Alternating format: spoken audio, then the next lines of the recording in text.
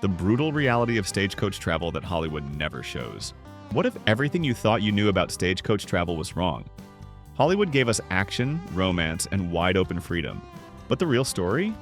It's one of misery, danger, and sheer human endurance. Buckle up, because today we're leaving the movie magic behind and uncovering the brutal truth of what life on the trail was really like. Hollywood's frontier fantasy versus the cruel conveyance.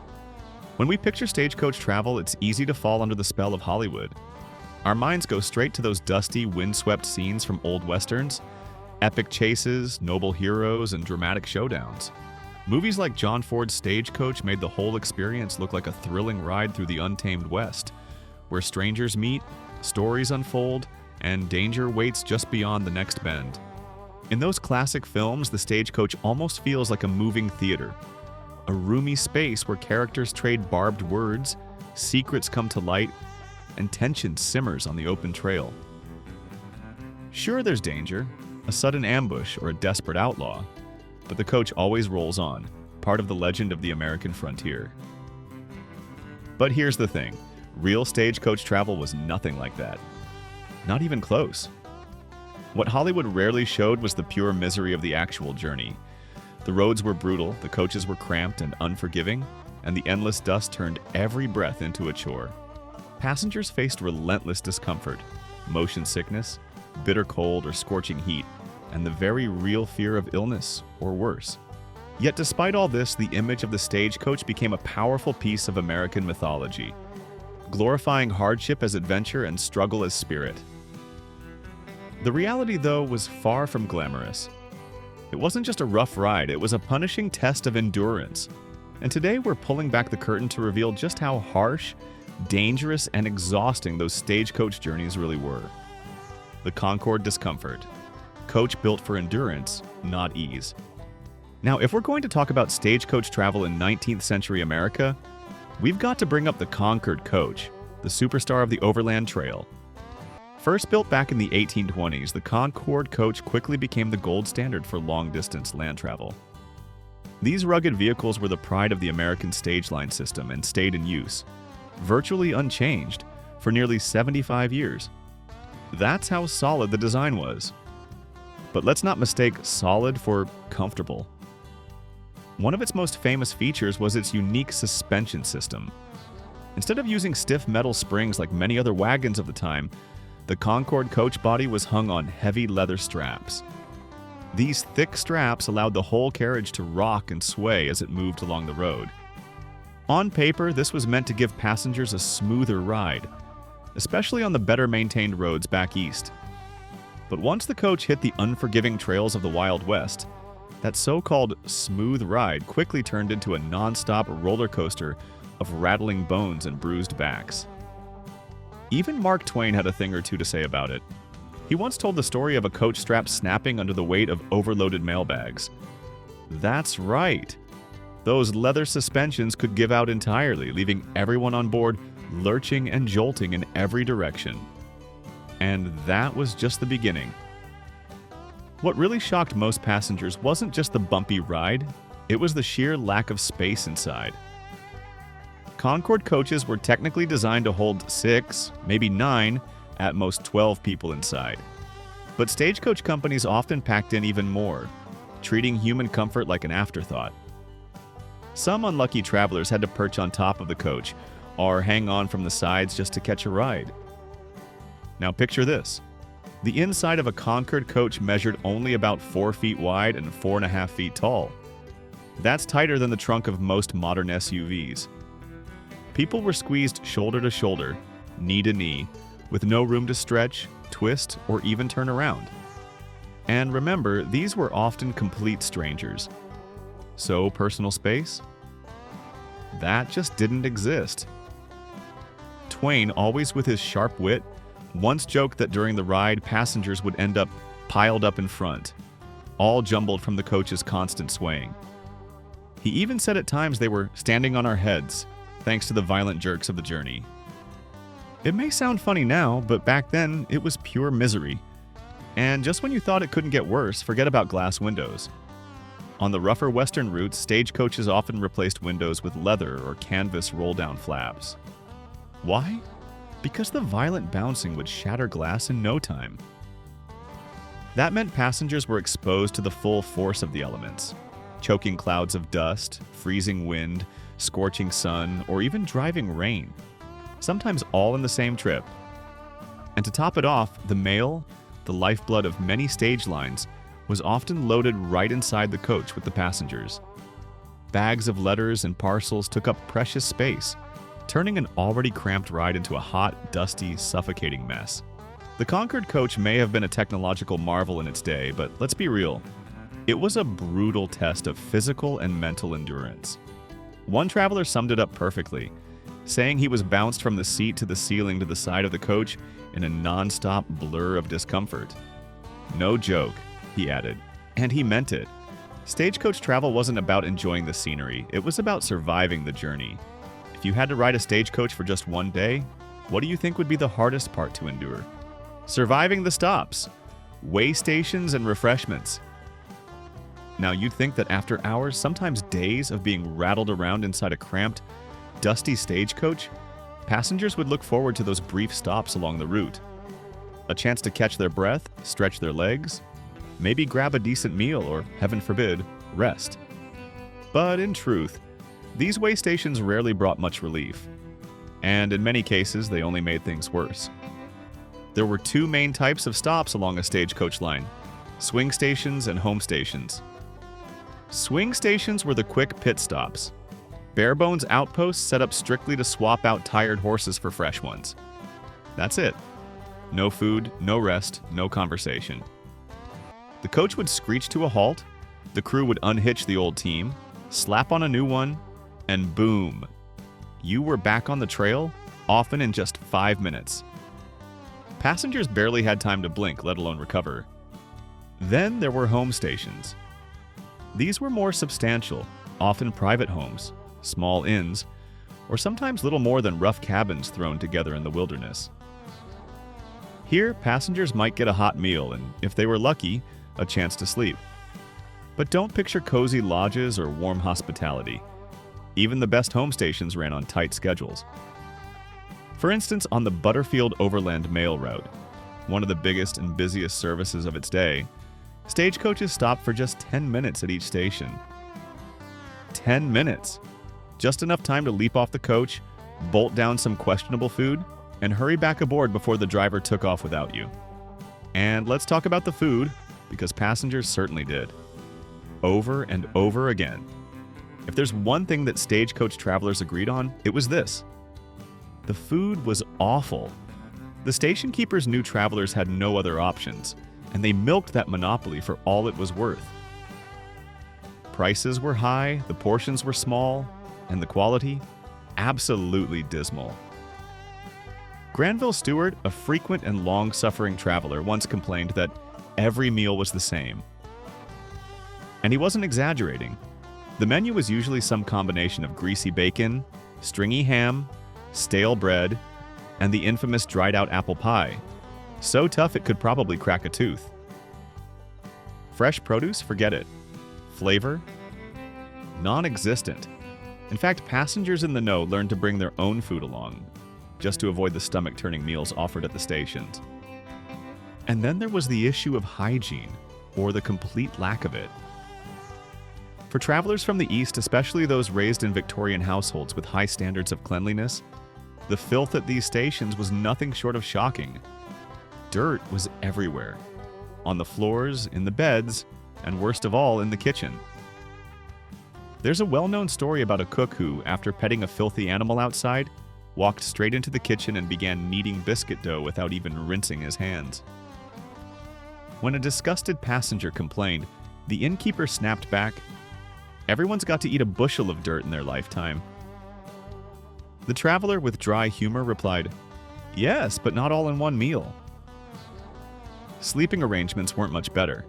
Privacy was a luxury no one could afford, especially women, who were often forced to cram into one room with several strangers. For men, it could be even worse: 2, 3, sometimes 4 to a bed. And we're not talking about fresh linens or soft mattresses here. Beds were filthy, rarely washed, and crawling with bed bugs. It wasn't unusual to wake up with more bites than hours of sleep. So instead of offering rest and recovery, these station stops often piled on another layer of misery. Passengers left feeling just as tired, twice as disgusted, and more than ready to climb back into the stagecoach, if only to escape the bugs and the biscuit dough. The unspoken horrors, sanitation, and sickness on the trail. If the bone-rattling rides, miserable food, and filthy way stations weren't bad enough, there were darker dangers lurking behind every mile of the journey. Silent threats that didn't make noise but killed more effectively than any outlaw ambush ever could. We're talking about personal hygiene, or rather the complete lack of it, and the deadly diseases that thrived in those harsh, unsanitary conditions. Let's start with something as basic as bathroom breaks. There were no restrooms on a stagecoach, none. So when nature called, passengers had one unpleasant option: the roadside. Privacy? Forget it. You did your business behind a bush, if there was a bush, and then scrambled back into the coach before it left you behind. And remember, these trips could last not just hours, but days or even weeks. Staying clean, or even just feeling human, was almost impossible. When the coach stopped at a way station, you might hope for a chance to freshen up. But the facilities there? Primitive would be putting it kindly. Washing up often meant bending over a horse trough. Yes, the same place where animals drank and drooled. At the far end of that trough, there was usually a shared setup. One grimy towel, one dented metal cup, and believe it or not, a single toothbrush for everyone to use. No soap, no clean water, no sense of hygiene. Just dozens, sometimes hundreds, of travelers sharing the same worn-out tools, spreading germs with every use. And those germs? They were more than just unpleasant. They were deadly. You see, the number one killer on these long overland journeys wasn't bandits or wild animals. It was disease. In fact, historians estimate that for every one person killed by a gun or accident, as many as 9 died from illness. One of the deadliest threats was cholera, a fast-moving, merciless disease spread through contaminated water. And on these dusty, remote trails, almost all the water was questionable. Once infected, a person could die within 24 hours, struck down by relentless vomiting, diarrhea, and severe dehydration. It was quick, brutal, and utterly terrifying. Another common killer was dysentery, which brought bloody diarrhea and high fever. It could weaken the strongest person in a matter of days. Then there were other illnesses: typhoid fever, tuberculosis, measles, influenza, and something ominously called mountain fever. These weren't rare cases. They swept through the cramped stagecoach interiors and filthy stations like wildfire, especially since passengers were already weakened by hunger, cold, and sheer exhaustion. The conditions were perfect for outbreaks. People packed together with no ventilation, coughing, sneezing, sweating, and sharing everything from blankets to drinking cups. If one person got sick, the others didn't stand a chance. And here's the worst part. There was virtually no medical help along the way. No clinics, no doctors, no emergency wagons waiting in the wings. Travelers had to rely on whatever they had on hand: homemade herbal teas, whiskey, or old wives' remedies passed down through superstition. Sometimes they used mustard plasters or bloodletting, treatments that did more harm than good. Back then, most people didn't even know what germs were. The dominant belief was in miasmas, or bad air, as the cause of disease. They thought if the wind smelled bad, it could make you sick. No one understood bacteria or viruses, which meant no one had a clue how to stop the spread or protect themselves. So when sickness hit a stagecoach, it wasn't just unpleasant, it was a nightmare. Imagine being stuck in that cramped, jolting coach, unable to breathe clean air, unable to wash your hands, watching fellow passengers grow pale and feverish, knowing there was nowhere to go and no help coming. That's the brutal truth behind the stagecoach myth. While Hollywood gave us adventure and romance, the real journey was far more terrifying, one that tested not just your strength, but your very will to survive. Which part of stagecoach travel shocked you the most? Was it the filth, the danger, or the endless discomfort? The real perils of the prairie. Beyond Hollywood's gunfights, Hollywood loves a good shootout. We've all seen those dramatic scenes, heroes and outlaws facing off in dusty trails, revolvers blazing, lawmen shouting orders. But the real dangers stagecoach travelers faced weren't always so flashy. In fact, most of the time they were terrifyingly ordinary. Accidents, breakdowns, and the ever-looming threat of robbery. Let's start with accidents, because they happened a lot. Wheels falling off without warning, horses spooking and bolting out of control, or brakes suddenly giving out on a steep downhill path. These were all everyday risks on the trail. When a coach broke down, passengers weren't just delayed, they were stranded. Alone in the middle of nowhere, with no guarantee that help would arrive anytime soon. The causes were many: brutal road conditions, rickety wooden wheels that gave out under pressure, axles snapping clean in two. Sometimes the drivers themselves were at fault, rushing across dangerous terrain, misjudging a curve, or worse, drinking on the job.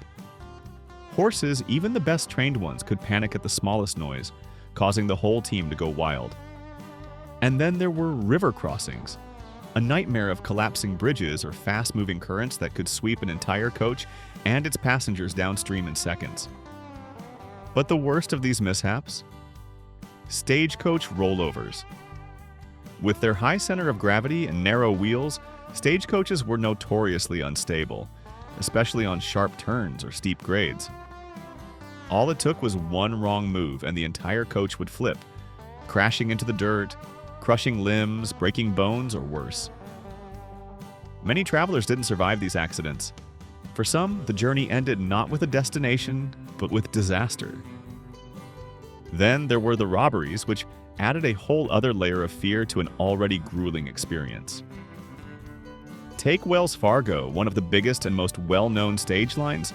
They were robbed nearly 350 times between 1870 and 1884. Robbers knew the routes, the weak spots, and the best places to strike, usually where the road forced the coach to slow down, like on steep hills, sharp bends, or tight canyons. Not all stagecoach robbers were bloodthirsty killers. Some, like the infamous Black Bart, had a strange flair for drama. He left behind poems instead of bullets. But others were much more ruthless. Murders did happen, and when they did, they were often swift and brutal.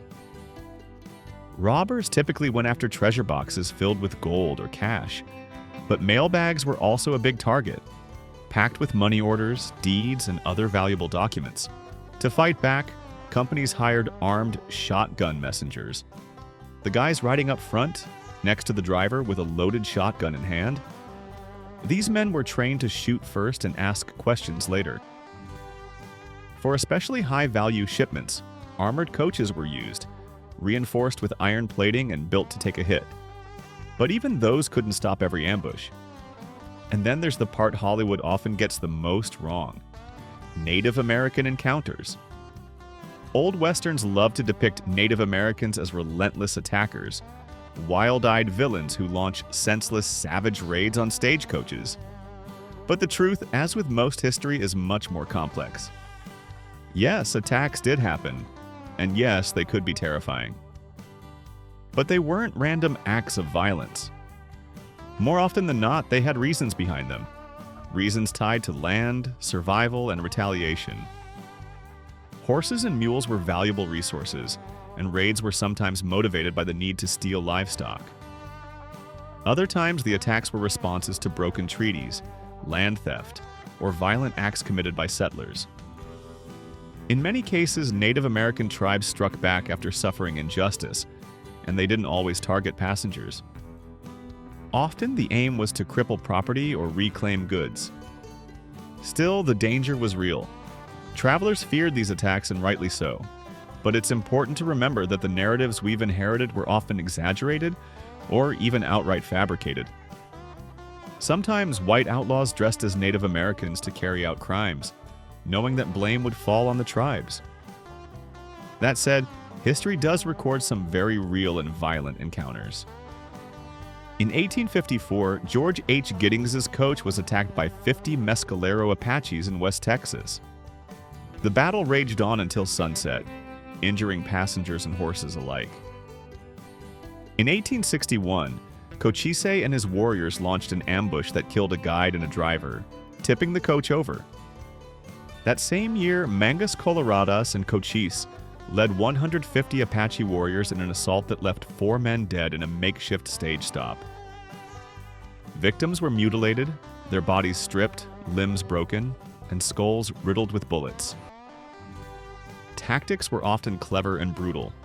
Warriors hid behind sagebrush, using surprise and speed to overpower stagecoaches. While some attacks echoed the dramatic chase scenes seen in Western films, many were tactical strikes, focused more on reclaiming goods than on slaughter. Still, the losses were heavy. For stagecoach companies and for Native Americans, who often faced deadlier retaliation and heavier casualties due to being outgunned. So, while Hollywood sells us gunfights and heroes in white hats, the truth is messier, rougher, and far more human. On the Stagecoach Trail, the real enemies weren't always bandits or arrows. Sometimes they were the wheels under your feet, the river up ahead, or the fever burning inside. Thank you for watching. To continue with more content, comment 1 to let us know you're still following. Are we there yet? The torturous truth of the journey itself. Now those sweeping Hollywood shots of a stagecoach rolling through golden prairies or climbing scenic mountain passes. They sure look beautiful on the big screen, but the reality of actually riding in one? That was a whole different story. One marked by misery, exhaustion, and backbreaking hardship. The number one culprit behind this misery? The roads, or rather the complete lack of them. In the 1800s, most routes across the American West were nothing more than crude dirt trails, carved out by wagon wheels and hoofprints. When it rained, those tracks turned into deep, muddy trenches, nearly impossible to cross without getting stuck. The coach would slide, sink, and jolt violently, forcing passengers to hold on for dear life. And when the sun dried everything out, a thick, choking dust blanketed the air, stinging the eyes, filling the lungs, and coating every inch of skin and clothing. Then came winter, which brought its own kind of torment. Snow and ice made travel treacherous, if not totally impossible. In many areas, deep drifts shut down routes entirely, stranding travelers or halting shipments for weeks on end. Nature ruled the West, and it didn't care how urgently you needed to reach your destination. But perhaps the most dreaded roads of all were the so-called corduroy roads. If you've never heard of one, imagine rows of logs laid side by side over swampy ground. Sounds clever in theory, but in practice, it was like riding a wooden jackhammer for miles on end. Even Charles Dickens himself rode over one and wrote about the experience, saying the jolts were bad enough to dislocate all the bones. That wasn't an exaggeration. Passengers were tossed around like sacks of flour, slammed into the seat, the roof, and each other with every bounce and bump. And as if the roads weren't bad enough, the speed of the journey was painfully slow. On a good day, with decent conditions, a stagecoach might crawl along at 5 to 12 miles per hour, but when the terrain got rough, or the weather turned nasty, that speed dropped dramatically. Sometimes they'd only make 7 to 12 miles in an entire day. That's slower than a jog. A trip that would take a few hours in today's car could stretch out to 3 grueling days, or more by stagecoach. All that constant bouncing and jostling took a serious toll. Passengers ended each day sore, bruised, and completely drained. Their muscles ached, their bones rattled, and their patience? That wore thin very quickly. It didn't help that the coach interiors were packed tighter than a tin of sardines. Every inch was occupied by people, mailbags, parcels, even crates. There was no stretching out, no leaning back. You were shoulder to shoulder, knee to knee with strangers, and no place to turn or breathe easy. Then there was the environment itself, which offered no mercy. Scorching summer heat baked passengers inside the coach like an oven. Bitter winter winds cut through layers of clothing.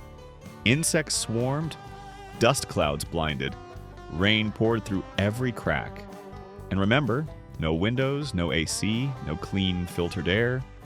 Just thin canvas flaps and open exposure to the elements. But perhaps the worst part of all was the endless duration of these trips. Long-distance stagecoach routes didn't stop for the night. Nope. They rolled on, day and night, for weeks at a time. The infamous trip from St. Louis to San Francisco? That took roughly 25 straight days on the overland stage. 25 days with no real sleep, no decent food, and no break from the misery. Rest stops were minimal, usually just long enough to swap out horses and let folks stretch their legs for a few short minutes.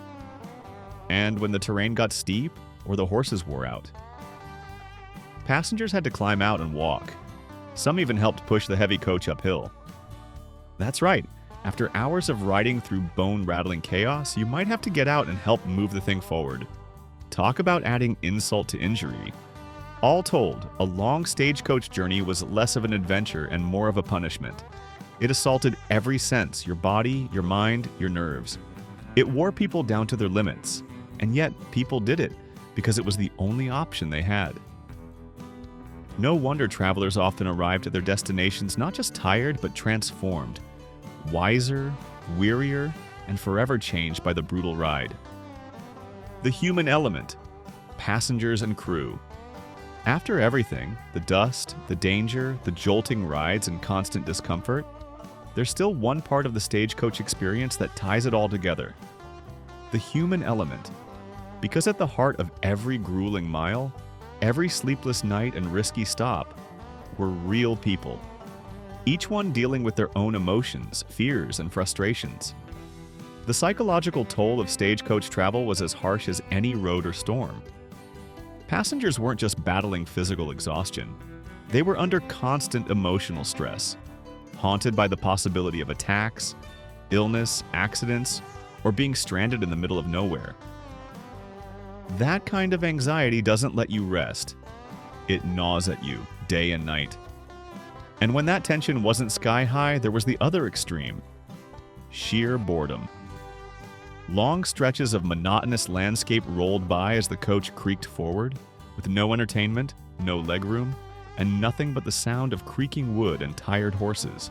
Add in sleepless nights, bad food, and days of relentless motion, and the result was something close to mental breakdown. People were worn down, not just in body, but in spirit. Every mile tested their patience, every hour tested their strength. And then there was the social side. Imagine being locked in a cramped, swaying box with 6 or more total strangers for days on end. Tempers could flare, nerves fray, and little annoyances become big problems very fast.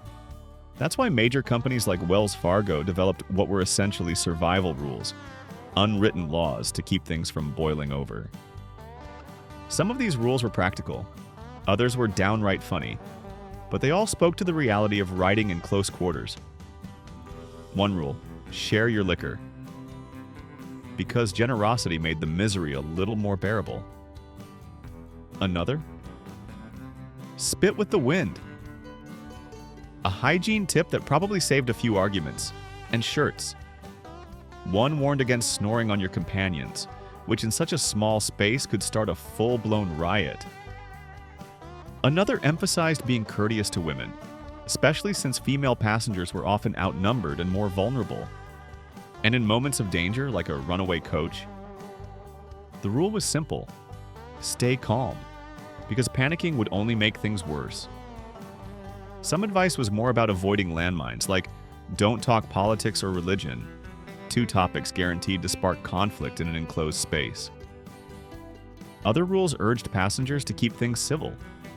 No swearing, no boasting, and absolutely no pointing out the spots where past attacks or robberies happened. Fear, after all, didn't need help growing. Now, while passengers bore the brunt of discomfort, the stagecoach crew had it just as hard, if not harder. The driver, often called the whip, was in charge of a team of horses and a vehicle packed with cargo, people, and danger. These men were skilled, brave, and respected, but they worked brutally long hours for little pay, and the stress of keeping to schedule in dangerous conditions was immense. Beside them sat the shotgun messenger, armed, alert, and ready to fight. These were the security guards of the road, tasked with protecting the company's money and mail, and sometimes passengers too. They were the first line of defense in a robbery and often the first to die. Despite the life or death risk, their rewards were modest, their heroism rarely celebrated. As for the travelers themselves, they came from every walk of life. Some were soldiers or ministers, others were scholars, farmers, servants, or adventurers hoping to start anew out west. Wealthy elites might sit next to desperate immigrants. People traveled for business, for health, or for the raw thrill of the frontier. Every seat held a story. But it's worth noting, passenger fares weren't the main moneymaker. What really kept the wheels turning was the mail and the treasure. The letters, money orders, contracts, and gold that stagecoaches hauled across the country. Looking back, it's clear that 19th century stagecoach travel wasn't just hard, it was brutal. The Hollywood version gives us daring heroes and wide-open freedom. But the truth was far more gritty. Filthy way stations, bone-cracking roads, crushing boredom, unrelenting fear, and a mental toll few today can imagine. And yet, people did it. They endured. They pushed through mile after miserable mile, helping to carve out the paths that would become modern America. That's the real story behind the stagecoach. Not just a symbol of the Old West, but a test of sheer human endurance. And when you understand what they went through, you see the westward expansion not as a romantic adventure, but as a story of survival and grit far greater than anything Hollywood ever showed us. What were Wild West saloons actually like? Forget what the movies told you. Real Wild West saloons were nothing like the polished scenes on screen. Behind those creaky swinging doors were smoky rooms, warm whiskey, and the heartbeat of frontier life. Ready to discover the grit, the glamour, and the truth? Step inside. We're about to uncover the real story of the American saloon. The truth about Wild West saloons. More than just booze and brawls. When you picture a Wild West saloon, certain images come to mind right away. Those creaky swinging doors, a weathered wooden bar, maybe a smoky poker table in the corner. Hollywood has burned that scene into our collective memory. But the real saloons of the Old West? They were so much more than just a setting for fistfights and shootouts. Sure, those things happened once in a while, but most of the time saloons were calm, essential places, hubs of daily life in dusty, isolated towns. These weren't just places to grab a whiskey and gamble. They served real needs for real people. In fact, in some frontier towns, the saloon was the town. It might double as a post office, a courtroom, or even the local news center where folks came to catch up on everything from cattle prices to who just got married. Imagine living miles away from the nearest neighbor with no phone, no mail delivery, and barely a general store in sight. The saloon offered a rare chance to feel connected, to eat, to drink, even if the liquor was rough, and to share company in a world where loneliness was common. And don't forget, these places were economic engines too. They gave people jobs, brought in revenue, and often offered services you couldn't get anywhere else. Many times the saloon keeper was a powerful figure, part bartender, part businessman, and sometimes even a local politician. Yes, saloons attracted gamblers, drifters, and the occasional rowdy cowhand. But more often than not, the people inside were just regular folks, ranchers, railroad workers, settlers, looking for a break. The idea of constant chaos? That's Hollywood talking. The truth is, Wild West saloons were complex, vital places that kept frontier communities going. And while they may not have always been glamorous, they were a whole lot more human than the myths make them out to be. What they really drank in the Wild West's rough and ready saloons. Walking into one of those early frontier saloons wasn't like stepping into a Hollywood set. There were no polished brass rails or uniformed bartenders. What you'd actually see was a sparse, dusty space. Maybe a few men gathered around crude wooden tables, talking in low tones or working out a trade. A simple plank or rolling cart doubled as the bar, where a saloon keeper, or sometimes just whoever was handy, poured out the drink of the day. And let's be honest, the drinks weren't exactly top shelf. These weren't craft cocktails or smooth bourbons. What passed for liquor on the frontier often went by names that warned you outright. Stuff like Tanglefoot, Red Eye, Coffin Varnish, or Tarantula Juice. Sounds fun, right? But those names weren't just colorful, they were brutally honest.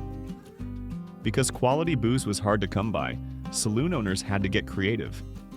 Real whiskey was rare and expensive, so they'd mix raw alcohol with whatever they could find. We're talking about ingredients like burnt sugar to fake aging, ammonia to add bite, or even gunpowder and turpentine to give it a kick. Sometimes they added chewing tobacco for color or taste. The result? A drink that could knock you flat or send you running for a doctor, if there was one nearby. One of the most iconic drinks of the era was something folks called firewater. It wasn't a specific brand or recipe. It was any high-proof liquor strong enough to ignite when poured over a flame. Traders would literally light it on fire to prove just how potent it was. The name stuck, and firewater became shorthand for just about any whiskey or liquor strong enough to burn both your throat and your insides. Even so, for the cowboys, laborers, and drifters of the frontier, these rough drinks weren't just a way to get drunk. They were a part of life. A hard-earned drink after a harder day. A shared glass meant camaraderie, conversation, and, for a few moments, a break from the grit and grind of the Wild West. What surprised you most about the real life inside Wild West saloons? Was it the lack of bar stools, the warm beer, or something else? What early Wild West saloons were really like? Let's set the record straight about Wild West saloons, because the Hollywood version? It's mostly smoke and mirrors. Forget those polished bars, swinging doors, and non-stop shootouts. In the early frontier days, the real saloons were bare bones, rugged, and built more out of necessity than style. Back then, saloons didn't have shiny signs or elegant interiors. You wouldn't find a fancy wooden facade or a gleaming bar lined with stools. In fact, in the roughest settlements, a saloon might have been nothing more than 4 posts with a tarp stretched over the top. Sometimes it was just a tent thrown together quickly. Anything to get out of the sun, wind, or snow. A step up from that? A lean-to. 3 wooden walls slapped together leaning against an existing structure with a slanted roof. That was it. Inside, things weren't much more impressive. A wood-burning stove, mainly for warmth, not cooking, sat in the middle of the room. The furniture? Just a few rough tables or planks set on barrels or stumps. Meals were scarce, liquor was cheap and strong, and comfort wasn't part of the package. But here's the real story. These saloons weren't about glitz or danger. They were about community. For many men working in mining camps or trading posts, far from home and family, the saloon was the one place they could go to feel a sense of connection. It was a space to trade stories, hear news, relax, and forget the harshness of frontier life for a little while. They played many roles too.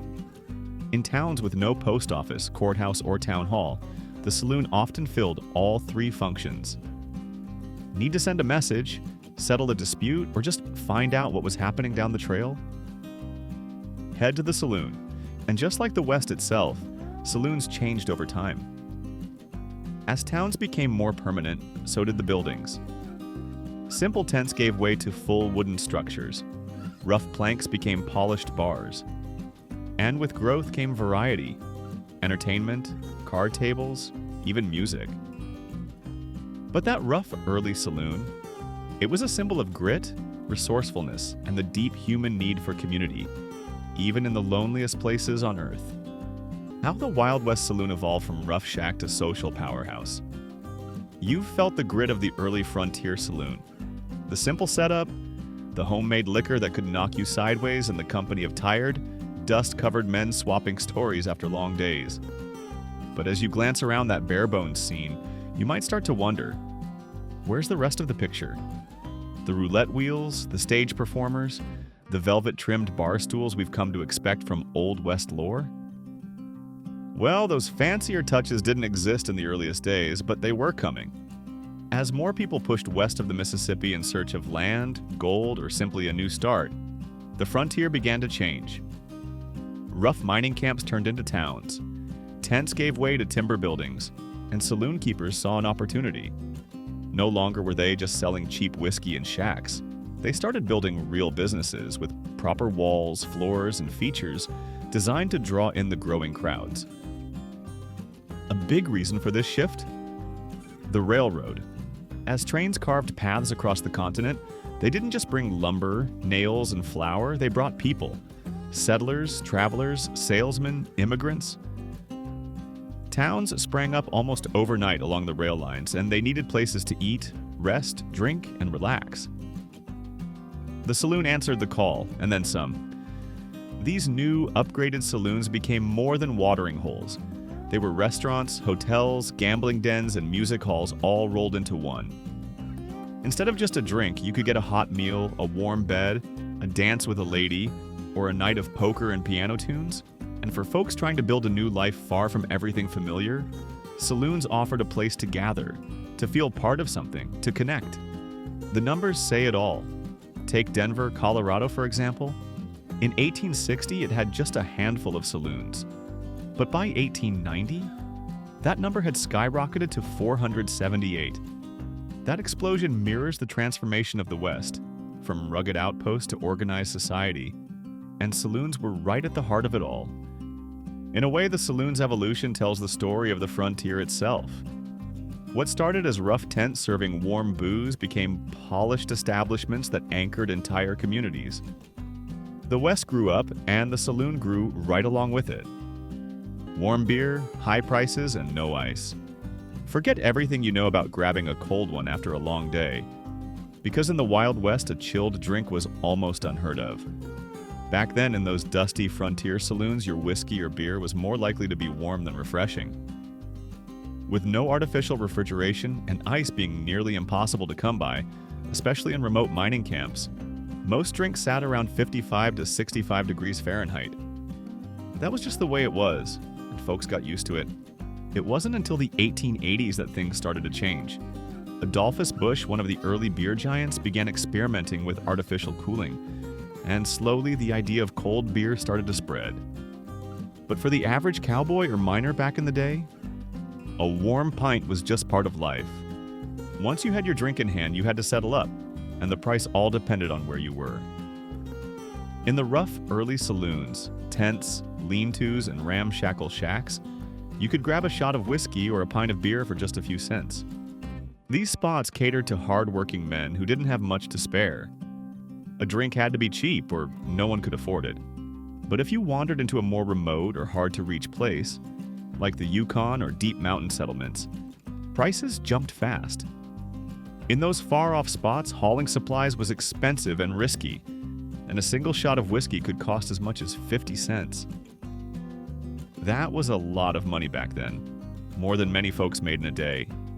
In more developed towns like those in Colorado or Kansas, things were a little easier on the wallet. You might get a shot of whiskey for a quarter, or even 2 beers if the saloon was feeling generous. Of course, they'd still be warm. Even the first known saloon in the American frontier, Brown's Hole, opened way back in 1822 near where Wyoming, Utah, and Colorado meet, likely followed this same pattern. Serving fur trappers and mountain men, it offered shelter, a stiff drink, and a break from the unforgiving wilderness. Prices there? We'll never know for sure, but you can bet they were shaped by the same hard realities: scarce supplies, tough living, and customers just looking to forget the cold or heat for a while. From dusty shacks to gilded halls, the rise of the Western saloon. As frontier towns flourished and populations grew, the saloon followed suit, maturing from rough, thrown-together shelters into refined, permanent fixtures. The days of dirt floors, wobbly tables, and tarp roofs were giving way to something more polished. Walk into a newer saloon by the late 1800s, and you'd be met with gleaming wooden floors, decorated walls, and a real sense of style that reflected both the place and the people who lived there. Saloons on the Great Plains might have been dressed up with cowboy gear, lassos, and old saddles, while those tucked into the Rockies proudly displayed hunting trophies, antlers, bearskins, and other wild mementos from the nearby hills. These decorations weren't just for show. They gave each saloon a unique local flavor, turning a simple bar into a place that felt like home. Now, not every town could afford that level of charm. In smaller or poorer places, some saloons still stuck with the basics. A plain bar counter, a few wooden benches, maybe a lantern or two. But in growing cities, especially those along the booming Pacific coast, saloons became statements of wealth and success.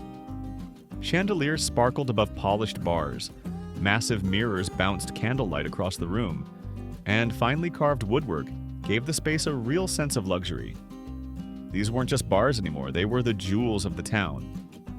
The bartender, unsung hero of the Wild West saloon.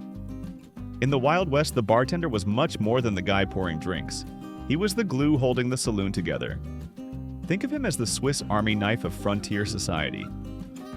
One minute he was sliding a shot of whiskey across the bar, and the next he was stepping between two angry patrons ready to throw punches. Behind that counter, you might spot a rifle tucked discreetly within reach, just in case things took a violent turn. But bartenders weren't just peacekeepers.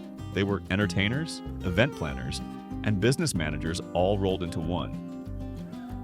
In addition to keeping the liquor flowing, they'd often book musicians, manage card tables, and handle the performers, whether that meant saloon girls, singers, or dancers. If someone needed to keep the room buzzing, the bartender was the man for the job. In smaller saloons where hired help was scarce, these multitasking pros did it all. Stocking bottles, sweeping floors, settling accounts, and keeping the vibe just right.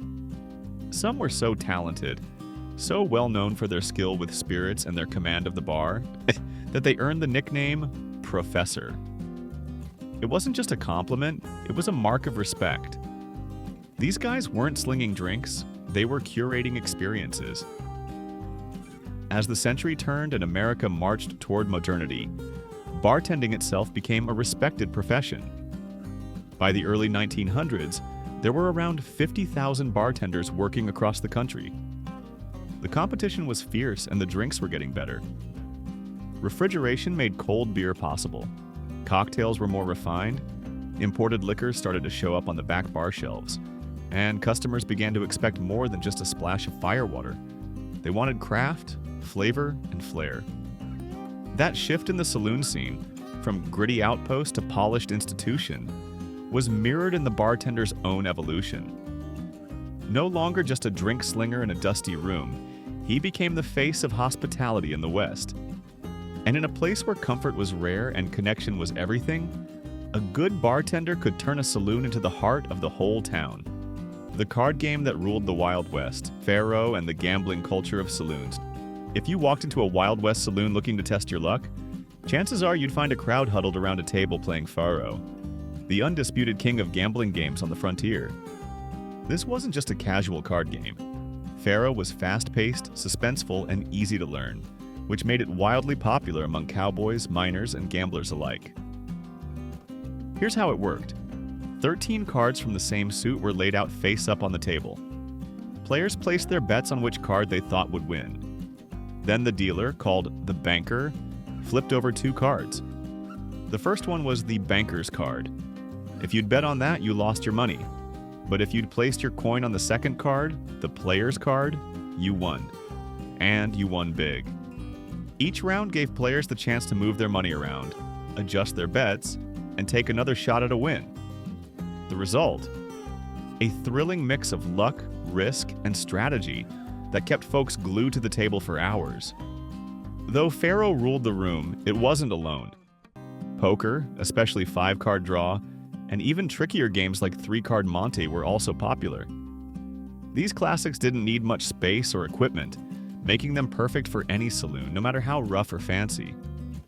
And while roulette did make its way west eventually, it usually showed up in the more refined, upscale saloons where wealthier patrons gathered. No matter the game, the reason people played was the same. Life on the frontier was hard, money was tight, and tomorrow was never guaranteed. Gambling gave folks a shot at changing their luck, even if only for a night.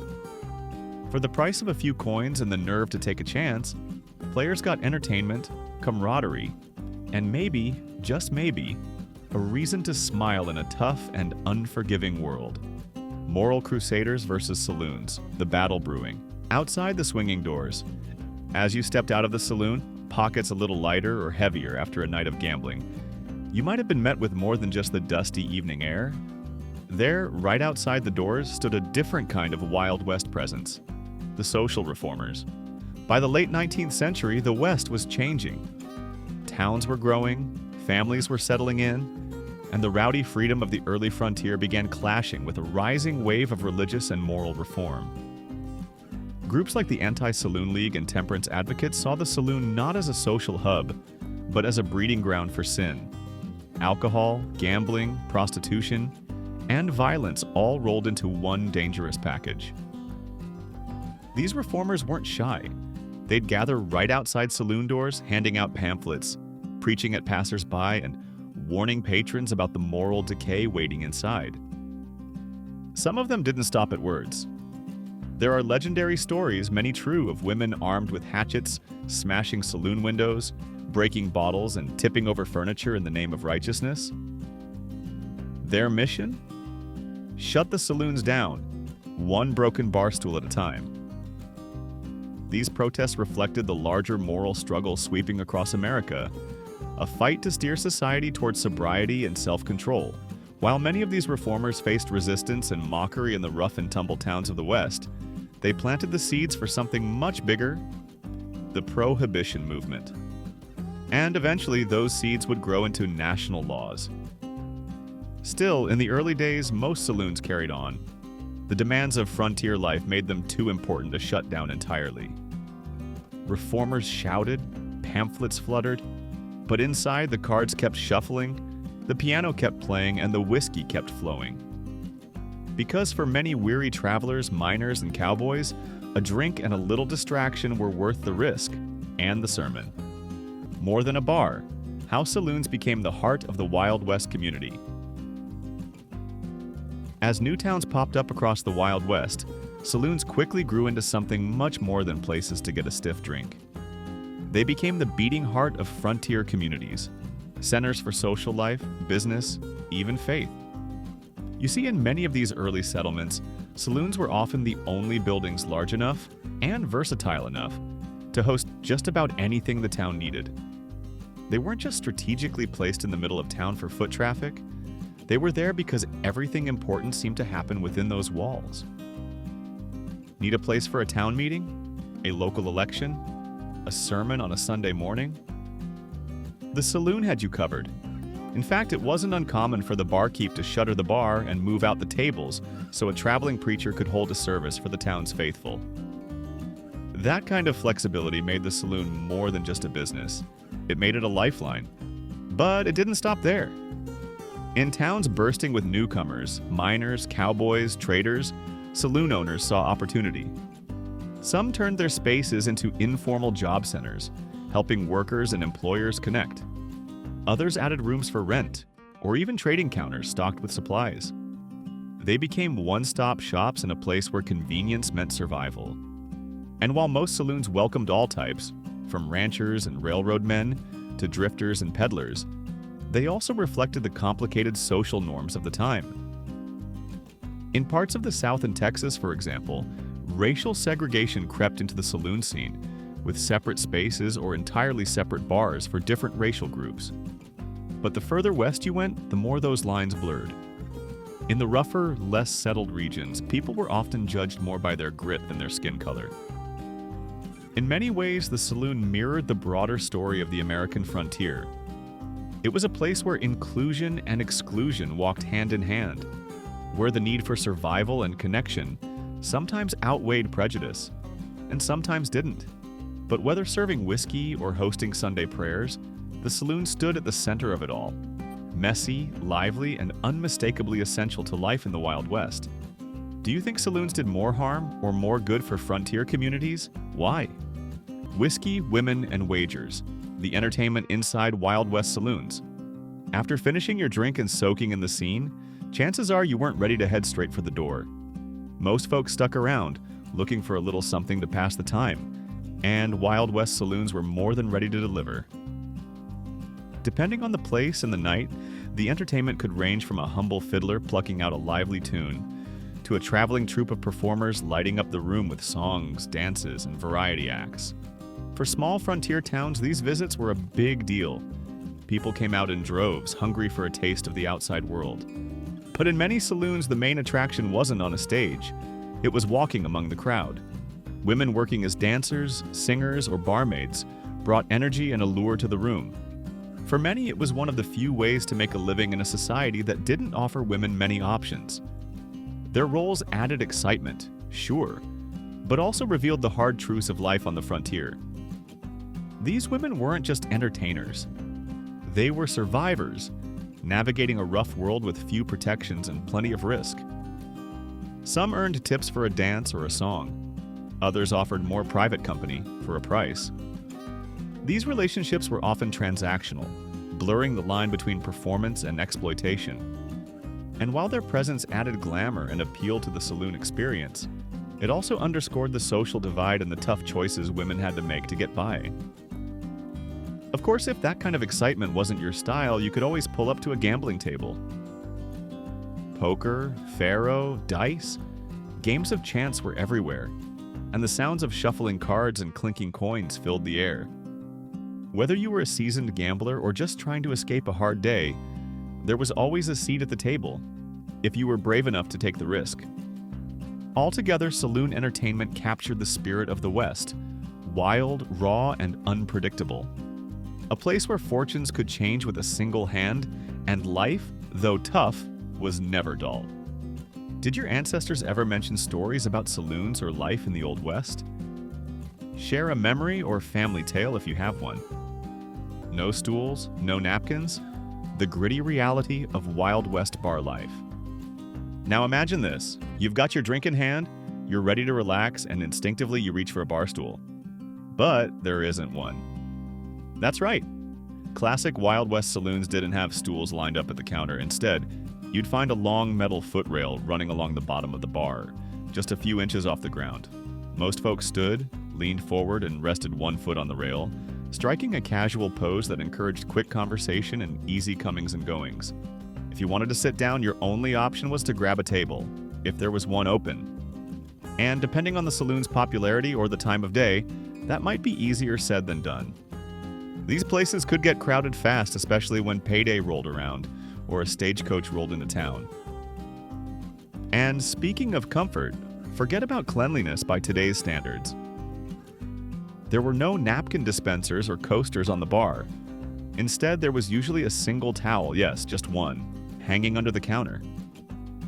That towel was meant for everything, wiping spills, drying mugs, or dabbing foam off your face.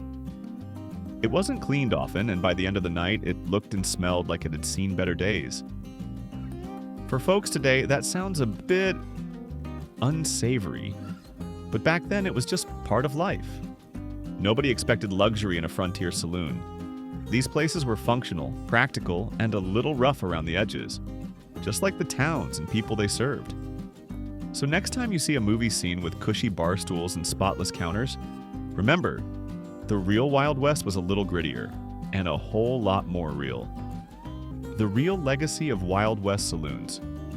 Saloons have become one of the most iconic symbols of the Wild West, etched into our collective memory by movies, novels, and tall tales.